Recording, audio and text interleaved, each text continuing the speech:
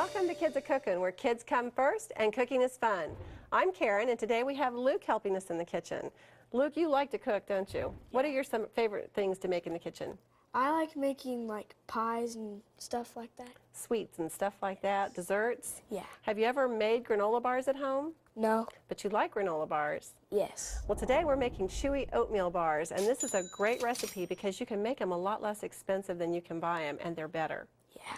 Do you like raisins? Yes. Oh, good. Well, these have raisins in them, so that's good. Okay, before you get started at home, make sure you wash your hands. We've already done that. And then you're going to need to preheat your oven to 325 degrees. You'll start by lightly coating an 8x8 baking dish with cooking spray. I'll let you spray this. I'll just hold it up, okay? And don't spray me. Can you get that lid off of there? There you go. Just lightly coat all the way around the sides and the bottom of the dish. That way they won't stick in there. Good job. So our pan's ready, or our dish is ready. To begin this recipe, we're going to add 2 1/4 cups oats into a large mixing bowl. Now we already have 2 cups measured, so how much more are we going to need? 1/4. 1/4, you're on the ball.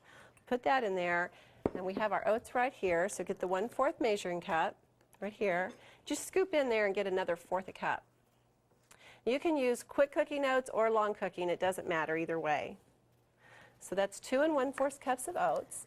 And to that, we're going to add 1/2 cup flour. You want to help me with this, Luke? Sure. Before you measure flour, it's a good idea to kind of fluff it up, stir it around a little bit, because flour should never be packed when you measure it. And that way it'll be loose and we'll get a good measure.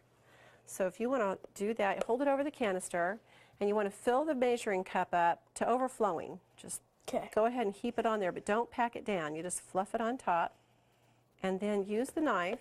Is it right there? Use the back of the knife to just scrape it even, and that way you have a good measure. 1/2 cup. Okay. You can go ahead and add that to the oatmeal. Very good. Now to that we're going to add 1/2 teaspoon of baking soda. So we're back over here. Here's our 1/2 teaspoon measure. And when you do this, you just want to dip it in and then run it along the straight edge there to get a good even measure. You're a pro at that, aren't you? Yep. You've done that a few times, I can tell. Now we're going to add 1/2 teaspoon vanilla. We'll use the same measuring spoon that we used for the baking soda. Do you want to pour this, or you want me to pour it? You do it? Okay. You can do it. Just pour carefully. If you spill a little bit, it's not a big deal. You just don't want to do it over your mixing bowl because you don't want, oh, nothing to worry about. You don't want the extra to pour in there if you did overflow it. Okay. Now to this we're going to add 5 tablespoons of margarine.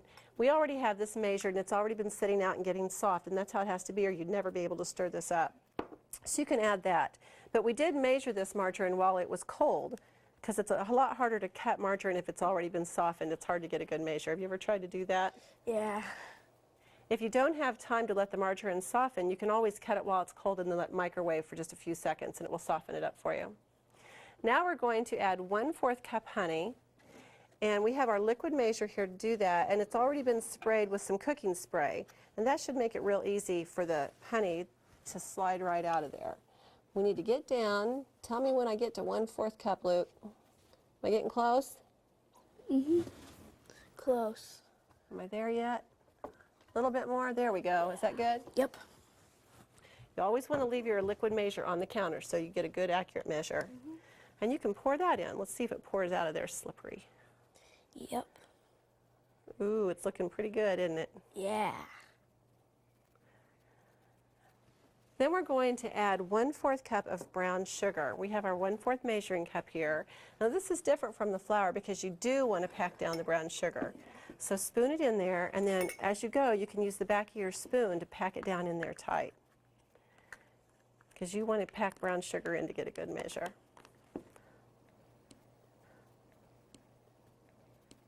You're doing a good job.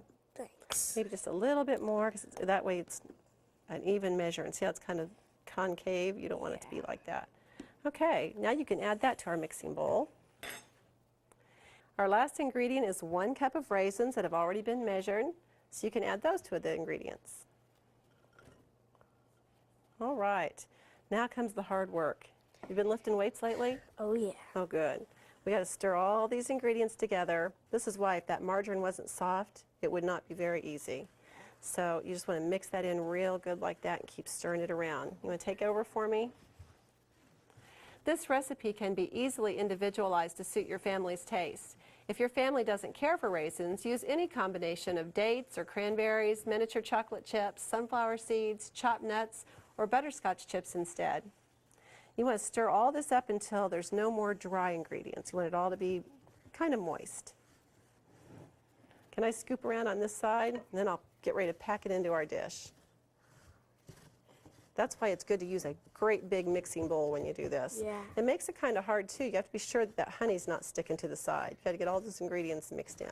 You did a good job. Thanks. Okay, we have our baking dish. I'm going to pour all of our ingredients in there. And then you have to kind of pack them in with either the spoon, or you can even use your hands as long as they're clean, and ours are, aren't they? Yep. So you want to pack that down in there. You want to do that? Sure. Just push it down in there. You can use both hands if you need to. Now you're going to want to bake this in the oven for about 18 to 22 minutes or until it's golden brown. And then once you get it out, remember to use dry hot pads when you remove the pan from the oven. You'll want to let it cool completely in the pan before serving or storing. We have this batch already done, and it's ready to cut into 2 by 2 inch squares. It smells so good, doesn't it? Yeah. You might want to consider doubling this recipe at the very start and use it in 9 by 13 pan because it'll go really fast. You can let your kids do the math. It'll be a good exercise in math, especially during the summertime, so you don't get rusty, right? Yeah. Okay, so we'll cut these up and be back to try them in just a minute.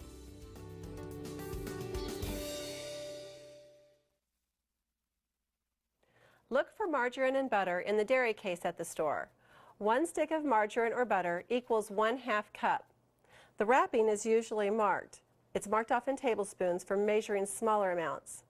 With a sharp knife, you can cut off the number of tablespoons needed in the recipe, and this works best if the stick is solid.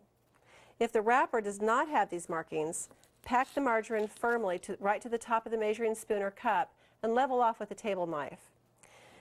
If you need a softened version, go ahead and unwrap your margarine, put it in a microwave-safe dish. Be sure you cover with a paper towel to avoid splatters. And you can microwave for just about 10 or 15 seconds, depending on the amount of margarine. When it's done microwaving, it may not look visibly different, but it's much softer and can be used in a recipe that requires soft versions of margarine. Whipped versions of butter and margarine should not be used for cooking or baking because air has actually been added in it to add volume, and you would not get a correct measurement. The same is true for reduced fat butter and margarine because they have added moisture. To store margarine or butter, leave it in its original package and keep it in the refrigerator or freezer. These chewy oatmeal bars make a really nutritious snack, particularly if you match it up with some fruit like we did here, and they taste delicious. What do you think? They're good. This would be a good snack, wouldn't it, anytime? If you have any extras, tightly wrap the cut bars and send along in pack packs for a quick energy snack. For more information about this recipe and helpful hints to make cooking easier, visit our website, kidsacookin.ksu.edu. We'll see you next time on Kids A Cookin'.